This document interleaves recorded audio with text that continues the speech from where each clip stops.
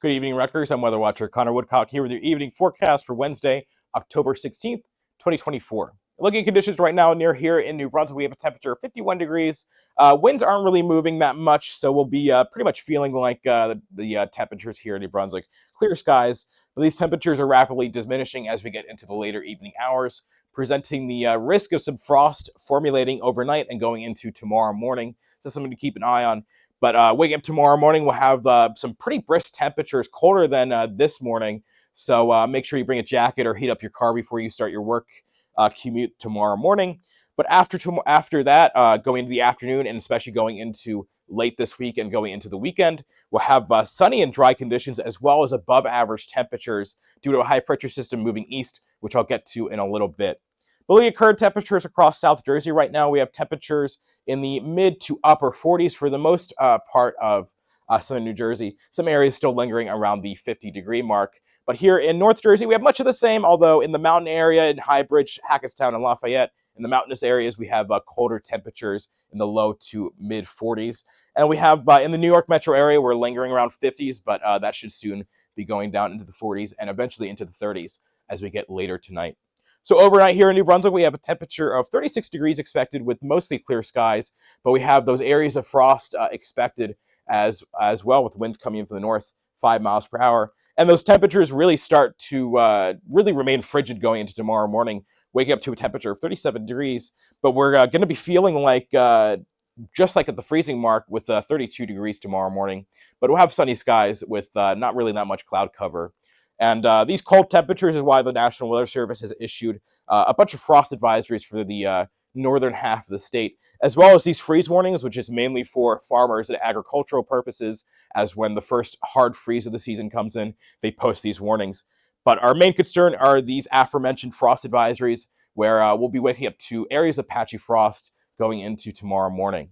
But looking at the surface map right now, we do have a low pressure system situated off to the east of North Carolina, delivering maybe some scattered showers to the coastline over there. And then we do have a high pressure system off in Kentucky and Tennessee, which is going to be starting to move its way east as we get into Thursday, as well as this low pressure system moving northeasterly direction, which could deliver some some cloud cover, especially in the southern half of the state. But the main culprit for these cold temperatures for the past couple of days has been this high pressure system, as winds with high pressure systems move in a clockwise rotation. So we can see that if we're on the right side of this high pressure system, all these colder temperatures from the northern portions of the U.S. as well as into Canada are pushing its way down south into New Jersey. But that starts to flip as we get into Friday and into the weekend, as this high pressure system starts to move east, and especially in the weekend, will be on the left side of this. So the opposite occurs, where we'll have winds picking up from the south to north, and that's why we'll be getting higher than average temperatures as these warmer temperatures from the southern half of the state, as well as the warmer portions of the U.S. start to make its way up here in the Mid-Atlantic. But something to also note is that we really don't have much cloud cover or particularly rain in the forecast, especially for the next 7 days, which if we look, we really haven't had that much soaking rain in the past month. And our last, specifically for the Philadelphia region, our last period where we had 1 inch or more of rain was August 8th, which is nearly 69 days ago. So we really haven't had that much rain to date, which really isn't helping the drought conditions here in New Brunswick, as we do have severe drought in the eastern Burlington County and other portions of southern New Jersey. And for pretty much the entire state, we have dry conditions, which isn't going to be helped, unfortunately, with this 7-day forecast. As I step off, we can see high of 61 tomorrow with sunny conditions and a high of 67 on Friday with sunny conditions. And that sun remains going into this weekend and going into early next week with a high of 70 on Saturday and a high of 74 on Sunday. And on Monday, we'll have a high of 76, high of 75 on Tuesday as well.